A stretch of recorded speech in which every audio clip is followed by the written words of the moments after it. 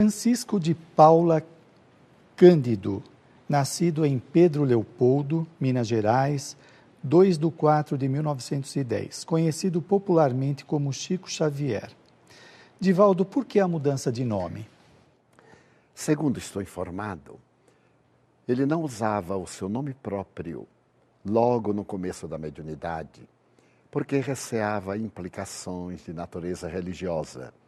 E como era funcionário público, ele temia, ou os editores da Federação Espírita Brasileira temiam, que isso pudesse resultar no ato de intolerância, fazendo que ele fosse despedido da sua função.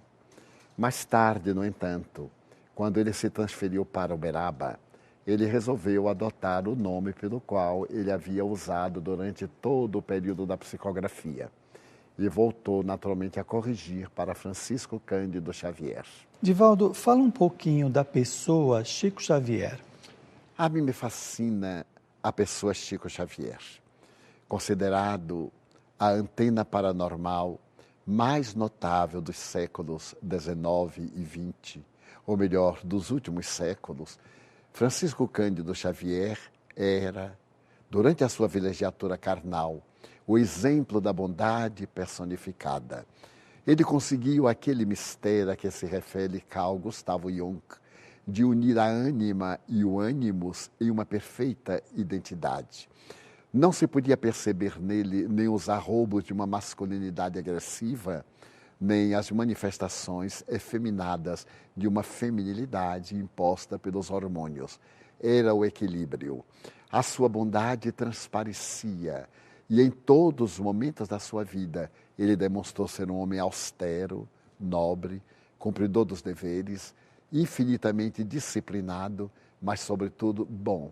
Daí, o já querido Vanucci, antes de desencarnar, em um momento de grande arrebatamento, denominou Chico Amor Xavier.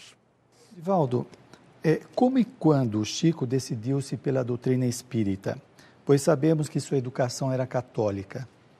Ele teve uma irmã que foi dominada por uma pertinaz obsessão. Era um adolescente de 17 anos e, naquele tempo, a obsessão era vista como sendo uma loucura. Quando ela foi internada, a dor se abateu sobre a modesta família de Chico Xavier. Mas havia em Pedro Leopoldo o casal Perácio, que eram homem e mulher dedicados à prática do bem e ao estudo da doutrina espírita. Através de amigos, a família Xavier procurou conforto nas palavras desses devotados ceareiros de Jesus. E então, no mês de julho de 1927, pela primeira vez, possivelmente no dia 6 desse mês, ele participou da primeira reunião de estudo da doutrina espírita, quando foi instrumento de uma mensagem muito profunda e de várias páginas. Quando ele voltou à lucidez, a senhora Perácio, Dona Carmen, disse que havia tido uma visão extraordinária, uma chuva de livros sobre a cabeça daquele rapaz. A visão profética de Dona Carmen Perácio cumpriu-se, porque mais de 408 livros foram publicados durante a sua existência física, e outras obras têm sido publicadas depois da sua desencarnação, estando hoje aproximadamente, se me não engano, em torno dos 417 livros ou 420.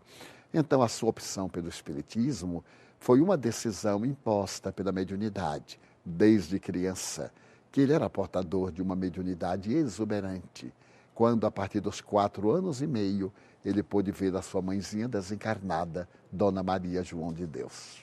Divaldo, quando e como o Chico Xavier começou a tarefa propriamente mediúnica, que trouxe tanta consolação para muita gente? Acredito que, a partir desse momento, ele começou a observar com outra óptica os fenômenos mediúnicos e a compreendê-los, porque, em verdade, ele não os compreendia. Sempre confessava-se com o seu orientador espiritual, que lhe dava o conceito tradicional da igreja. A partir daquela experiência fascinante e da recuperação da saúde mental da sua irmã, a vida da família modificou-se. Mas penso que a partir de 1931, quando ele teve a visão de Emmanuel convidando para o grande trabalho da disciplina e da dedicação total à causa do bem através da doutrina espírita, é que ele realmente, afeiçoado à lavoura do Evangelho, entregou a sua existência, tornando-se um apóstolo da mediunidade. Divaldo, qual a importância de Chico Xavier na divulgação do Espiritismo no Brasil e no exterior? A mais relevante. Podemos dizer que o Espiritismo no Brasil teve duas fases. Aquela que chega ao momento do pinga-fogo pela antiga rede televisão Tupi e aquela que começa depois do pinga-fogo. Ali foi um divisor de águas. A presença do venerando médium na rede de televisão comoveu todo o país.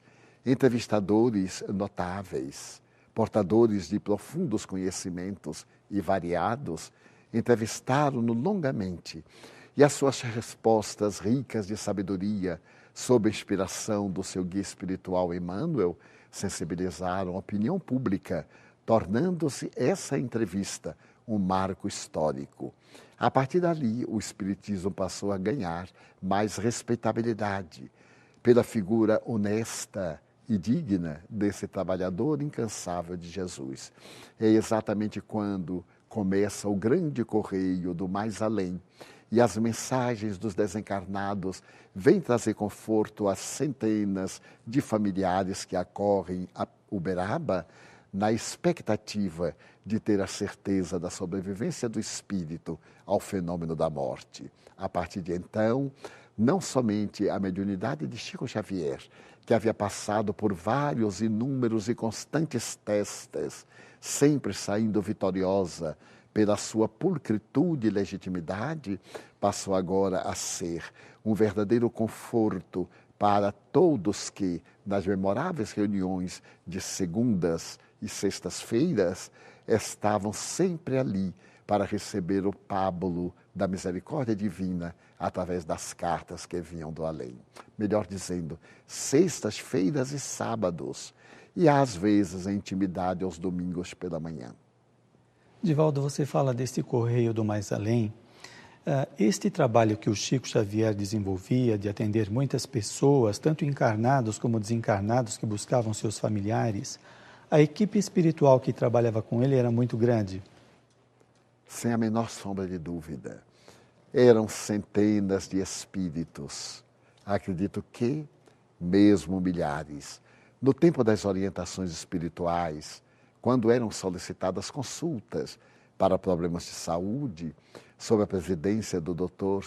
Adolfo Bezerra de Menezes Cavalcante, um número enorme de médicos espirituais atendiam a centenas de pedidos dentro do horário estabelecido para a reunião, que começava invariavelmente às 8 horas da noite e terminava pelas horas da madrugada.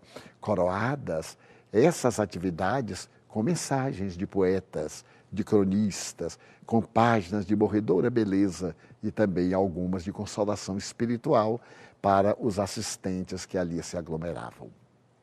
Divaldo, algo que intriga muitas pessoas é que o missionário Chico Xavier, que socorria tantas pessoas, passasse por doenças e dificuldades. Por que este missionário também passava por problemas que todos nós seres humanos passamos? Quando me recordo de Jesus, chego à conclusão de que era o testemunho de amor. Jesus, que não tinha qualquer débito, experimentou todos os desafios terrestres, a ingratidão, a perversidade, a perseguição contínua.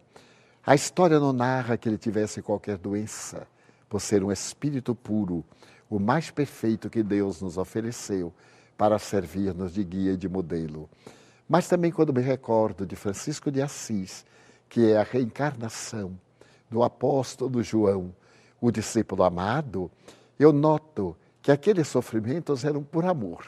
Chico Xavier deve ter pedido no mundo espiritual esta imensa gama de sofrimentos para nos ensinar a sofrer com resignação, com caridade e, sobretudo, com alegria. Divaldo, além dos 412 livros psicografados, qual a maior contribuição do Chico ao movimento espírita? o exemplo. Ele não apenas foi um médium, foi, sobretudo, o cristão autêntico. A sua vida pode ser considerada um evangelho de feitos. Tudo aquilo quanto ele escreveu, de que se fez intermediário, ele viveu na medida do possível. A renúncia, a abnegação, as horas interminas de dedicação ao seu próximo, a caridade sem limites, o silêncio com que praticava a caridade, além das peregrinações que fazia em Pedro Leopoldo e mais tarde em Uberaba, ele realizava visitas especiais a doentes, a pessoas necessitadas, muitas vezes com 1 ou 2 amigos, para que ninguém soubesse. Então, a maior contribuição dele, além desta que é fundamental, provando a imortalidade da alma, a justiça divina, a reencarnação, foi a vivência do Evangelho em espírito e verdade, conforme Jesus e os primeiros discípulos assim o fizeram. Qual a lição que Chico deixou aos trabalhadores das casas espíritas?